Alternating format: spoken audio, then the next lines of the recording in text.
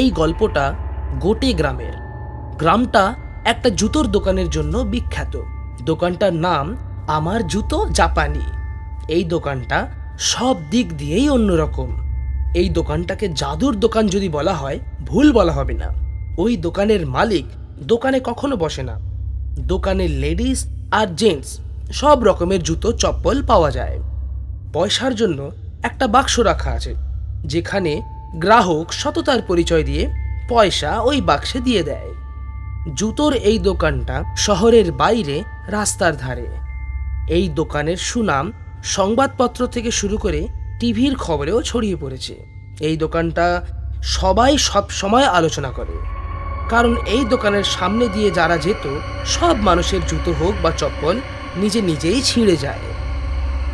এই জাদুর দোকান দেখার জন্য মানুষ দূর দূরান্ত থেকে আসতে শুরু করলো, আর তাদের সবার জুতো চপ্পল ছিঁড়তে শুরু করলো। আজকে দোকান দেখতে খান সাহেব এসেছে। গুপ্তা সাহেব, আমি এটাই দেখতে এসেছি যে আমার জুতো কিভাবে ছিঁড়বে। আরে ভাই, এই সমস্ত ব্যাপার নিয়ে আপনাকে একদম চিন্তা করতে হবে না। এই চমৎকার এখনই হয়ে যাবে। গুপ্তা সাহেব, জুতোর এই দোকান তো রাজ কাপুরের সিনেমার থেকেও বেশি বিখ্যাত হয়ে গেছে। আমার জুতো জাপানি, বাহ বাহ বাহ, কি নাম রাখা হয়েছে। ভাই, এই দোকানের নামেই সবকিছু আছে। এই দোকান তো আমাদের গোটে গ্রামকে লন্ডনের থেকেও বিখ্যাত করে দিয়েছে। আপনার কি মনে হয় এই দোকানের চক্করটা আসলে কি? ভাই, চক্কর টক্কর কিছুই নেই। এটা তো সহজ সরল জাদুর ব্যাপার। জাদু? হ্যাঁ, আমি কোনো জাদু টাদু মানি না। ভগবান আপনার মঙ্গল করুন। আমি তো শুধু এইটুকুই বলতে পারি। আপনি আমাকে নিয়ে মজা করছেন গুপ্তা সাহেব? না খান সাহেব, আমার এত সাহস নেই। আমি তো আপনার জুতোর অবস্থার কথা বলছি, যে ওটা ছিঁড়ে গেছে।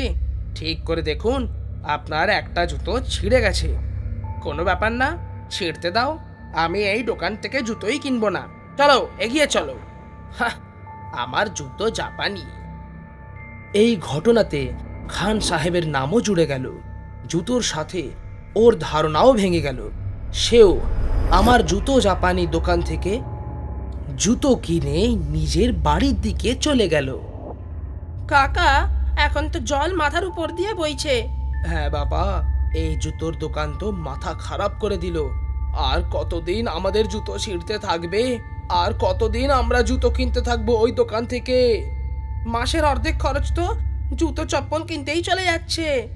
এটা তো খাঁটি জাদুর ব্যাপার। এর জন্য কোনো তান্ত্রিকের সাহায্যই নিতে হবে।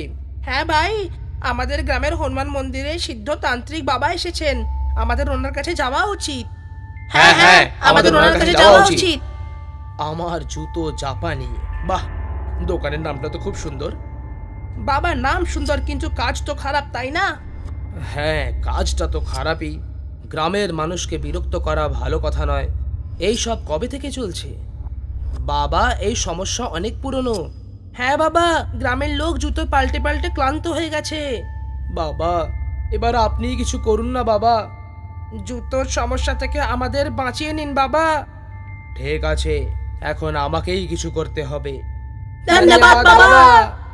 সিদ্ধ বাবা সারা রাত ধরে এই চিন্তাই করলো যে কালকে সে কি করবে, কি করে ওই জুতোর দোকানের রহস্য উন্মোচন করবে। এই সব প্রশ্নের উত্তর বাবা খুঁজতে থাকলো আর পরিকল্পনা করতে লাগলো। পরের দিন সূর্যোদয়ের সাথে সাথে নিজের খড়ম পরে এক হাতে কমণ্ডুল আর অন্য হাতে ত্রিশূল নিয়ে ওই জাদুর দোকানের দিকে চলে গেল।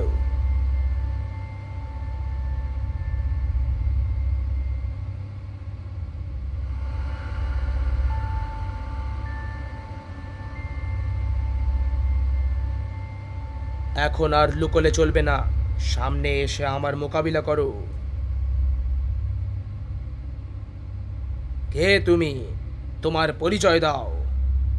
আমার নাম মহেশ, আমি চন্দনপুরের বাসিন্দা। তাহলে এই জুতোর দোকান চন্দনপুরে খুলতে এখানে কেন মানুষদের বিরক্ত করতে এসেছো? ওদের জুতো চপ্পল ছিঁড়ে তুমি কি লাভ পাও? পয়সা। আমার অনেক টাকা চাই, অনেক অনেক টাকা চাই। মরার পরেও তোমার লোভ মরেনি। এটা আমার লোভ নয়, আমার বাধ্যতা। বাধ্যতা? কি বাধ্যতা? আমি চন্দনপুরের গরিব চাষি ছিলাম। আমি চাষ করার জন্য মহাজনের কাছ থেকে টাকা ধার নিয়েছিলাম, যেটা সুদের সাথে বাড়তে বাড়তে লাখ টাকা হয়ে গেছিল। একদিন দুর্ঘটনাতে আমার মৃত্যু হয়ে গেছিল। আমার স্ত্রীর উপর দুঃখের পাহাড় ভেঙে পড়ল। মহাজন ওকে বাড়িতে বন্দি করে রাখলো। বন্দি করে রাখলো তার মানে? মহাজন আমার স্ত্রীকে চাকর বানিয়ে নিজের বাড়িতে নিয়ে গেছিল আর দেনা শোধ করার জন্য 1 বছর সময় দিয়েছে। 1 বছর পরে ওই মহাজন কি করবে? যদি 1 বছরের মধ্যে দেনা শোধ না করি, তাহলে মহাজন আমার স্ত্রীর সাথে দুর্ব্যবহার করতে পারে। তোমার এই কাহিনী খুব দুঃখের, কিন্তু এর এই দোকানের সাথে কি সম্পর্ক?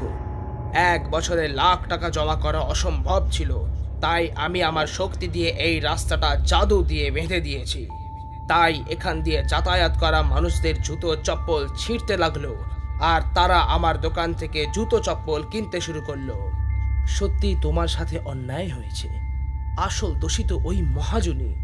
তুমি চিন্তা করো না, আমরা গ্রামবাসীরা মিলে আজকেই তোমার দেনা শোধ করে দেব। সত্যি আপনারা তাই করবেন? হ্যাঁ, গ্রামবাসীরা তাই করবে, কিন্তু তোমাকেও এই রাস্তার জাদু শেষ করতে হবে, আর আমার জুতো জাপানি এই দোকানটাও এখান থেকে সরাতে হবে। আমি রাজি আছি, আমি তাই করব। মহেশের সত্যতা জেনে গ্রামবাসীরা আবেগে ভেসে গেল। সবাই মিলে ওর দেনা শোধ করে দিল, আর মহাজনের খপ্পর থেকে ওর স্ত্রীকে রক্ষা করল। আর স্ত্রী গ্রামবাসীকে ধন্যবাদ জানালো। গোটে গ্রামের লোক ওই রাস্তা আর দোকানের জাদু থেকে মুক্ত হলো। আর মহেশের আত্মা আমার জুতো জাপানি গান গাইতে গাইতে আকাশে মিলিয়ে গেল।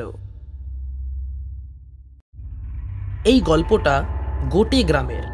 গ্রামটা একটা জুতোর দোকানের জন্য বিখ্যাত।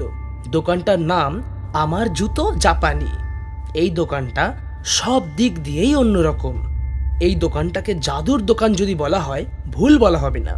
ওই দোকানের মালিক দোকানে কখনো বসে না। দোকানে লেডিস আর জেন্টস সব রকমের জুতো চপ্পল পাওয়া যায়। পয়সার জন্য একটা বাক্স রাখা আছে, যেখানে গ্রাহক সততার পরিচয় দিয়ে পয়সা ওই বাক্সে দিয়ে দেয়। জুতোর এই দোকানটা শহরের বাইরে, রাস্তার ধারে। এই দোকানের সুনাম সংবাদপত্র থেকে শুরু করে টিভির খবরেও ছড়িয়ে পড়েছে। এই দোকানটা সবাই সব সময় আলোচনা করে, কারণ এই দোকানের সামনে দিয়ে যারা যেত, সব মানুষের জুতো হোক বা চপ্পল নিজে নিজেই ছিঁড়ে যায়।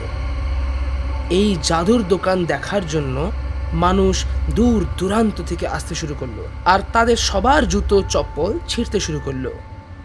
আজকে দোকান দেখতে খান সাহেব এসেছে।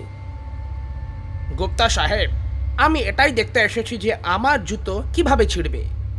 আরে ভাই, এই সমস্ত ব্যাপার নিয়ে আপনাকে একদম চিন্তা করতে হবে না।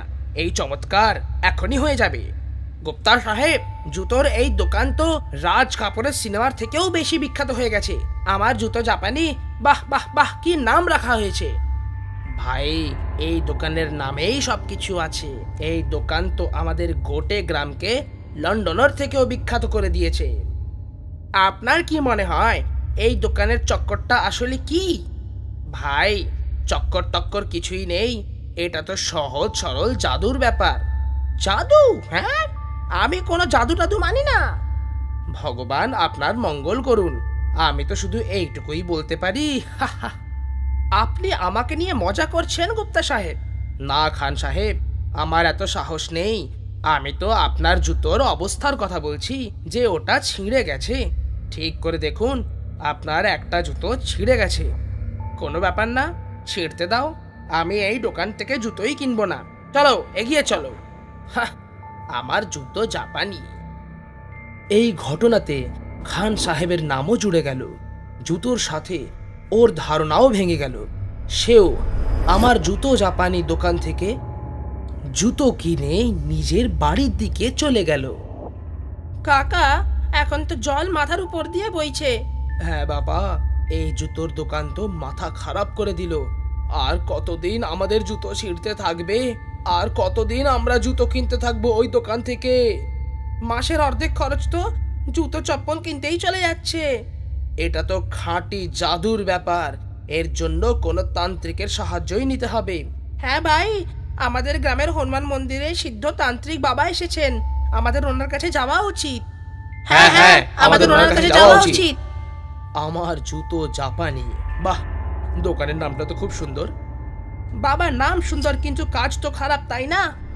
হ্যাঁ, কাজটা তো খারাপই। গ্রামের মানুষকে বিরক্ত করা ভালো কথা নয়। এই সব কবে থেকে চলছে? বাবা, এই সমস্যা অনেক পুরনো।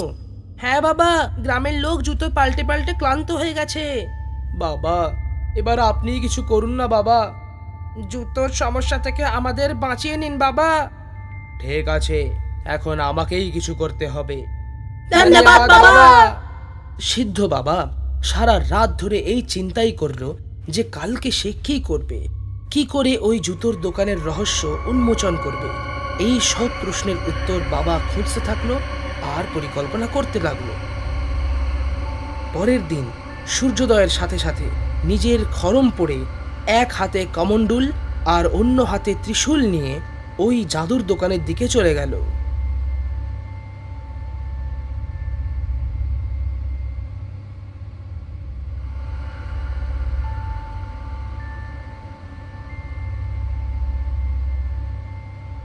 এখন আর লুকোলে চলবে না, সামনে এসে আমার মোকাবিলা করো।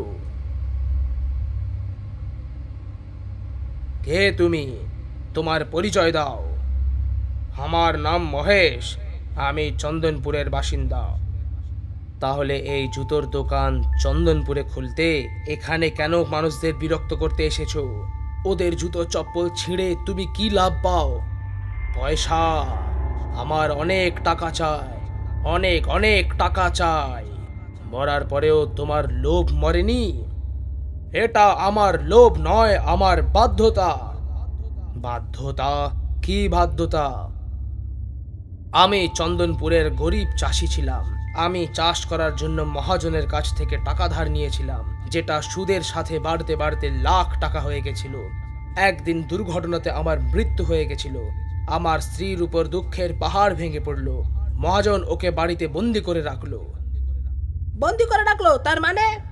মহাজন আমার স্ত্রীকে চাকর বানিয়ে নিজের বাড়িতে নিয়ে গেছিল আর দেনা শোধ করার জন্য 1 বছর সময় দিয়েছে।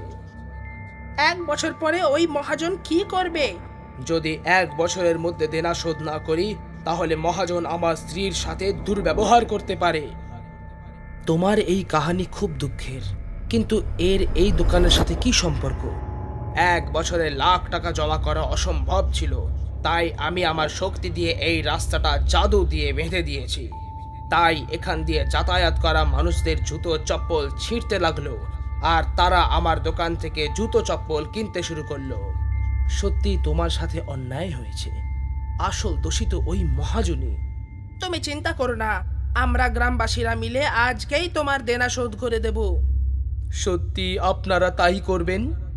হ্যাঁ, গ্রামবাসীরা তাই করবে, কিন্তু তোমাকেও এই রাস্তার জাদু শেষ করতে হবে আর আমার জুতো জাপানি এই দোকানটাও এখান থেকে সরাতে হবে। আমি রাজি আছি, আমি তাই করব। মহেশের সত্যতা জেনে গ্রামবাসীরা আবেগে ভেসে গেল। সবাই মিলে ওর দেনা শোধ করে দিল আর মহাজনের খপ্পর থেকে ওর স্ত্রীকে রক্ষা করল। আর স্ত্রী গ্রামবাসীকে ধন্যবাদ জানালো। গোটে গ্রামের লোক ওই রাস্তা আর দোকানের জাদু থেকে মুক্ত হলো। আর মহেশের আত্মা আমার জুতো জাপানি গান গাইতে গাইতে আকাশে মিলিয়ে গেল।